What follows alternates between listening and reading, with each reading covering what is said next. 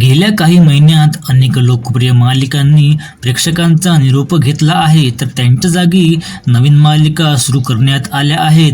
यामुळे वाहिन्यांच्या TRPमध्ये वाढ होण्याची शक्यता असते.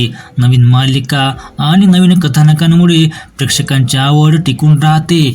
आता स्टार प्रवाह वाहिनीवरील काही मालिका लवकरच प्रेक्षकांचा निरोप घेणार आहेत आणि त्यांच्या जागी नवीन मालिका भेटीला येणार आहेत. यापूर्वी आई कुठे काय करते आणि लग्नाची भिडी या मालिका संदर्भात ही बातमी समोर आली होती. मात्र आता या यादीमध्ये आणखी एक लोकप्रिय मालिका समाविष्ट झाली आहे. या मालिकेचे नाव जाणून घेण्याआधी चॅनलला नक्की सबस्क्राईब करा. ही मालिका म्हणजे सुख म्हणजे नक्की काय असतं? 2020 मध्ये सुरू झालेली ही मालिका गेली 4 वर्ष प्रेक्षकांच्या मनात राज्य करते. सुरुवातीला TRP यादीत टॉप 5 मध्ये असलेल्या या मालिकेने आजही टॉप 10 मध्ये स्थान टिकवून ठेवले आहे. मात्र निर्माते कोठारे विजनने अखेर ही मालिका बंद करण्याचा निर्णय घेतला आहे.